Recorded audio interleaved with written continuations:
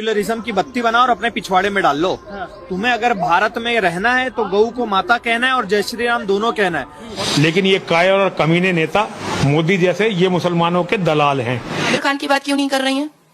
वो भी तो लव जिहाद का गुरु है। पहली हिंदू बीवी तलाक दिया, दूसरी हिंदू बीवी तलाक दिया, अब तीसरी जो बुढ़ापे में छमिया लेकर के घूम रहा है वो भी हिंदू ही है इस बुढ़ापे में।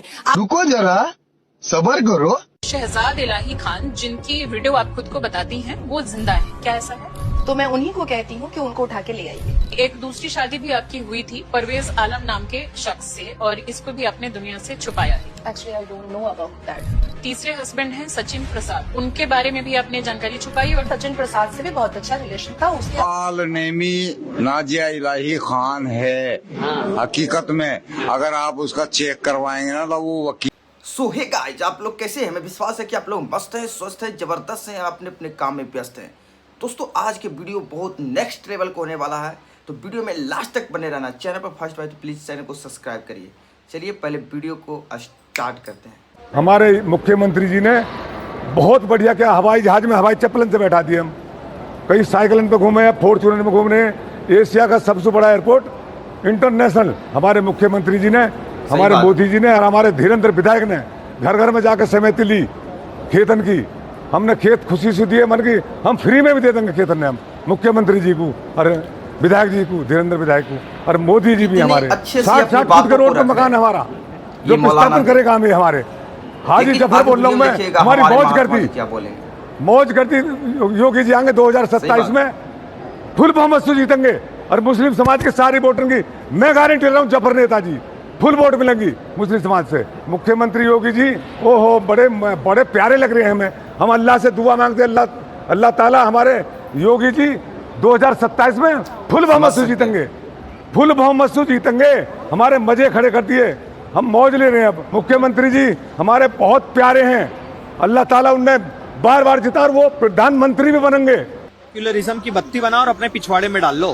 तुम्हें अगर भारत में रहना है तो गऊ को माता कहना है और जय श्री राम दोनों कहना है। और भैया हिंदुओं में तो सीधी सीधी बात है, गाय हमारी माता है, जन्म जन्म का नाता है। अरे वो न्यूयॉर्क की पैदाइश खुद की तरह हमें अंधभक्त समझ कर रखा है क्या कि हम तुम्हारी तरह किसी को भी अपने माँ बाप बना ले और किसी को भगवान बना ले। अल्हम्दुलिल्लाह हम मुसलमान हैं, हमारा रब एक, हमारा माँ बाप भी एक ही है।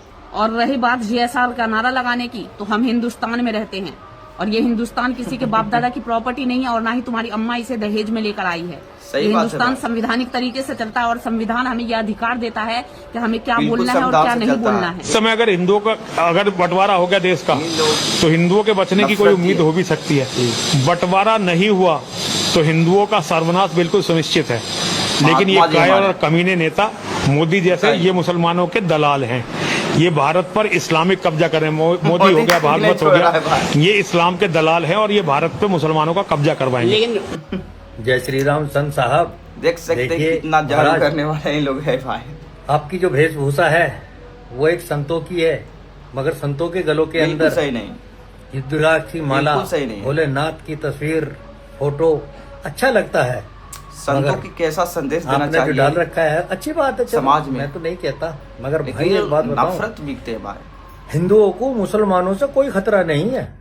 अगर हिंदुओं को मुसलमानों से खतरा होता तो 700 वर्ष मुसलमानों का राज रहा था और उस टाइम इंटरनेट सेवा नहीं थी, मोबाइल नहीं थे, टीवी नहीं थे। अगर चाहते तो हिंदुओं को मुसलमान काट काट करके रातों रात दफन कर देते। इस देश के अंदर एक हिंदू ना होता। समझ गए भाई साहब? देखो बात करो आप, बढ़िया, बहुत अच्छी बात है।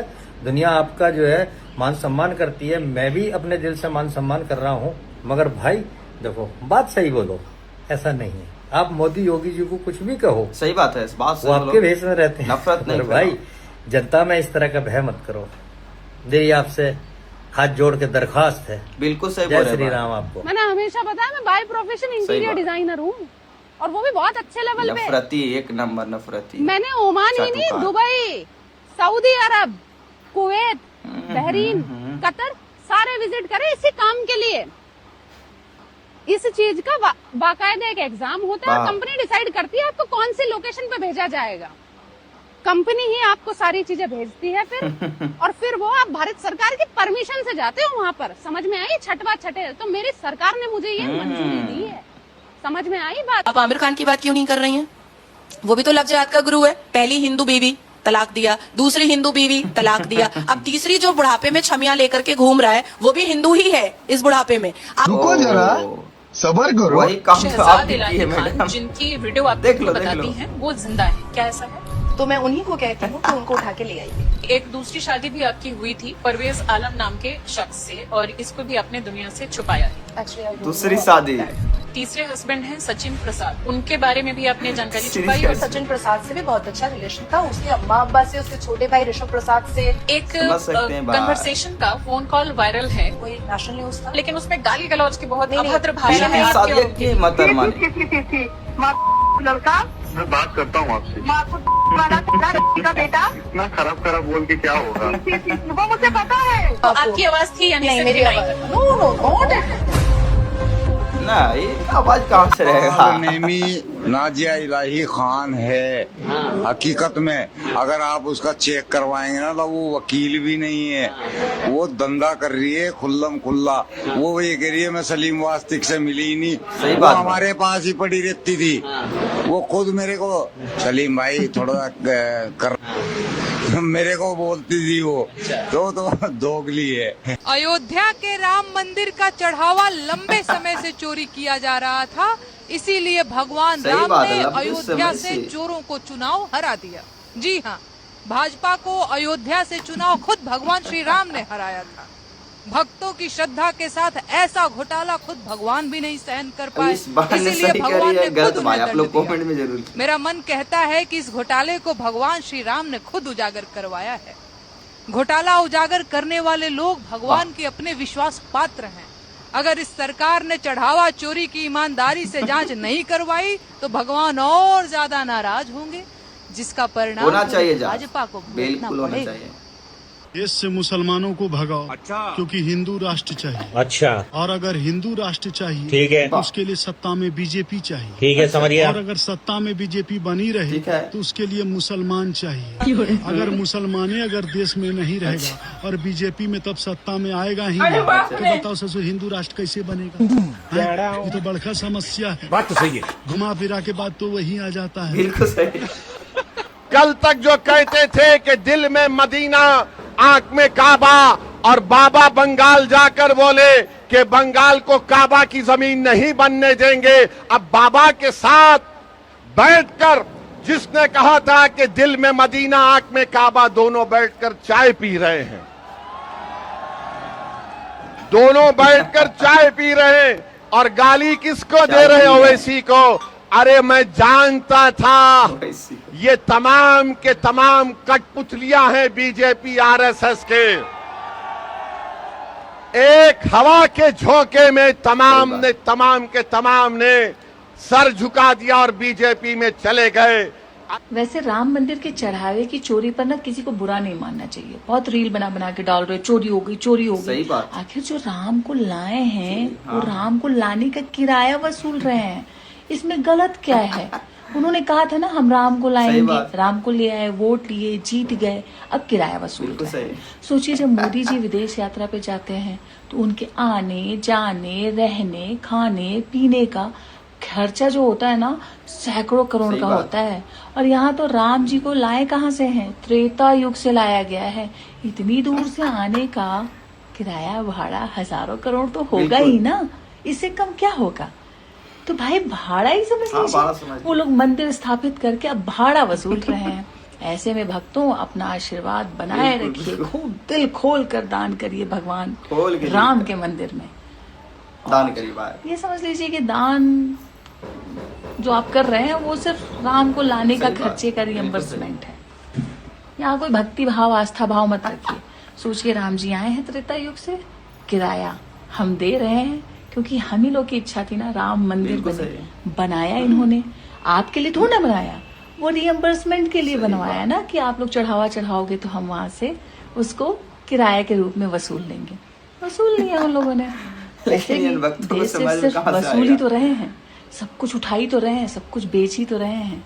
तो ठीक है, बीजेपी के टाइम में अगर ये सब हो रहा है तो कोई नई बात नहीं है, तो ज्यादा परेशान मत होइए। परेशान होने की बात नहीं है, इसीलिए तो राम को लाए थे। जय श्री राम, भगवान के नाम पर भी धोखाधड़ी। अब इंसान पे विश्वास करना बंद किया जाए कि भगवान का नाम लेके जो वसूली कर रहे हैं उन पे विश्वास करना बंद किया जाए? तय हम ही लोगों को करना है। तो दोस्तों आप लोग कैसे हैं? वीडियो देखकर समझ में आ गया होगा कि इन भारत में क्या चल रहा है। देखिए मौलाना भाई ने किस तरह जवाब दिए। भाई उन लोग से सीखो जिनको लोग सताते हैं और वो बोल रहे हैं भगवान से लंबी उम्र मांग रहे हैं, अल्लाह ताला से उम्र मांग रहे हैं कि योगी जी फिर सीएम बने 27 में। लेकिन हमारे जो साधु बाबा हैं, जो हमारे संत हमारे देश में हैं, जो नफरत उगलते हैं, गाय हमारी माता है ऐसे ऐसे वर्डों को यूज करते हैं और हिंदू मुस्लिम करते हैं, दिन रात लड़ाइयाँ करवाते हैं, नफरती वाला बात बोलते हैं। लेकिन यहाँ पे मौलाना साहब ने किस तरह अपना संदेश को दिया।